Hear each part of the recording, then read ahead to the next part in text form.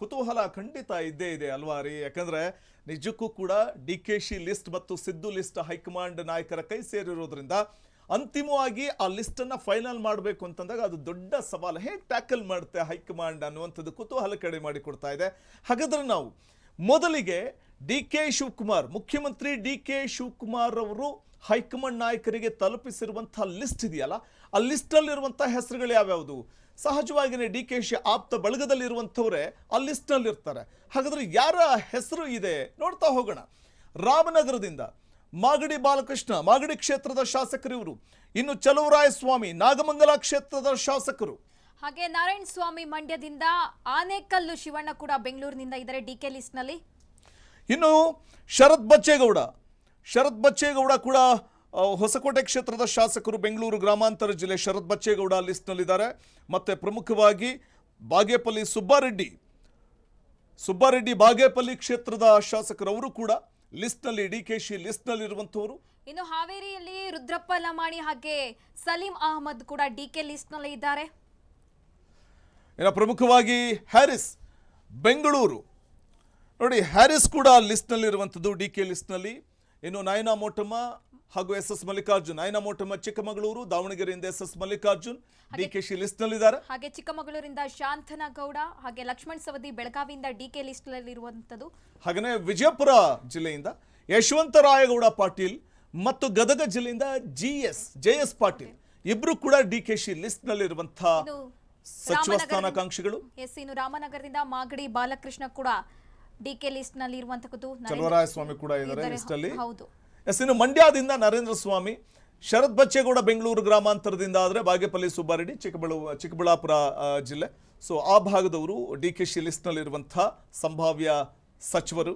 ಹಾಗೆ ನಾಗೇಂದ್ರ ಅವರು ಬಳ್ಳಾರಿಯಿಂದ, ನಾರಾ ಭರತ್ ರೆಡ್ಡಿ ಕೂಡ ಲಿಸ್ಟ್ನಲ್ಲಿ ಇರುವಂತಕ್ಕಂಥದ್ದು. ಇನ್ನು ಶಿವಲಿಂಗೇಗೌಡ ಹಾಸನ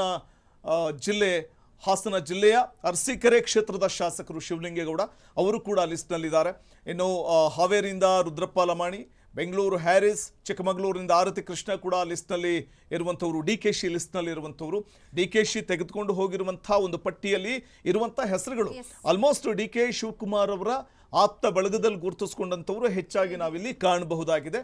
ಡಿ.ಕೆ. ಶಿವಕುಮಾರ್ ಹೈಕಮಾಂಡ್ ನಾಯಕರಿಗೆ ಒಪ್ಪಿಸಿರುವಂತಹ ಒಂದು ಲಿಸ್ಟ್ ಇದು.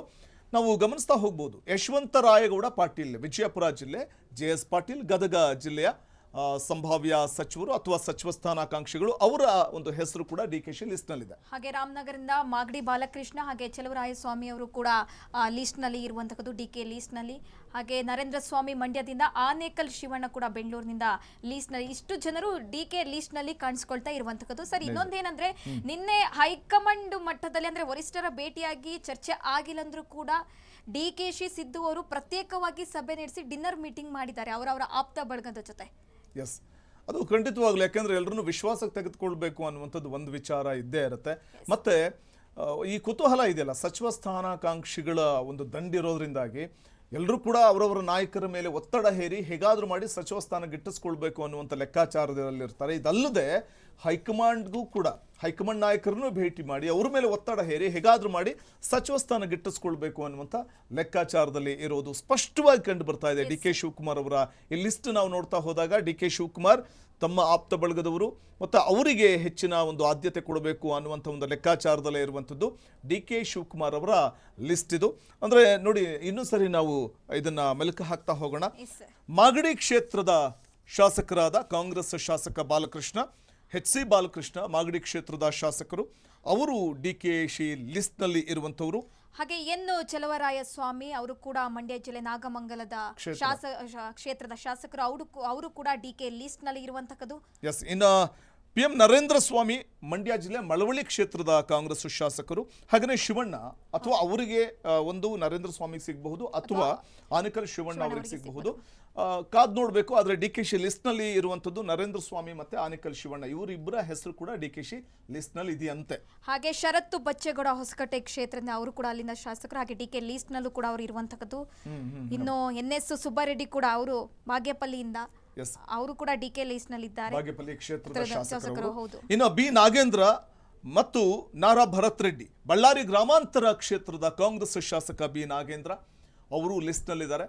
ಸೊ ಯಾಕೆಂದ್ರೆ ವಾಲ್ಮೀಕಿ ಹಗರಣದ ವಿಚಾರದಲ್ಲಿ ಸಚಿವ ಸ್ಥಾನವನ್ನು ಕಳ್ಕೊಂಡಂತ ಬಿ ನಾಗೇಂದ್ರ ಮತ್ತೆ ಸಚಿವರಾಗುವಂತ ಕನಸನ್ನ ಕಾಣ್ತಾ ಇದ್ದಾರೆ. ಅವ್ರಿಗೆ ಸಚಿವ ಸ್ಥಾನ ಸಿಗುತ್ತೋ ಇಲ್ಲವೋ ಗೊತ್ತಿಲ್ಲ, ಯಾಕಂದ್ರೆ ಅವ್ರ ಮೇಲಿನ ಆರೋಪ ಇನ್ನೂ ಕೂಡ ನಿರಾಧಾರ ಅನ್ನುವಂಥದ್ದಾಗಿಲ್ಲ. ಆದ್ರೆ ಅವ್ರ ಮೇಲೆ ಆರೋಪ ಇದ್ದೇ ಇದೆ. ಇದ್ರ ನಡುವೆಯೂ ಕೂಡ ಅವ್ರನ್ನ ಕ್ಯಾಬಿನೆಟ್ಗೆ ತೆಗೆದುಕೊಳ್ಳಲಾಗುತ್ತಾ ಗೊತ್ತಿಲ್ಲ. ಆದರೆ DKC ಲಿಸ್ಟ್ನಲ್ಲಿ ಅವರ ಹೆಸರಿದೆ ಅಂತ ಹೇಳಲಾಗ್ತಿರುವಂಥದ್ದು. ಬಳ್ಳಾರಿ ಗ್ರಾಮಾಂತರ ಕ್ಷೇತ್ರದ ಶಾಸಕರು ಬಿ ನಾಗೇಂದ್ರ ಹಾಗೆ ನಾರಾ ಭರತ್ ರೆಡ್ಡಿ ಬಳ್ಳಾರಿ ನಗರ ಕ್ಷೇತ್ರದ ಶಾಸಕರು.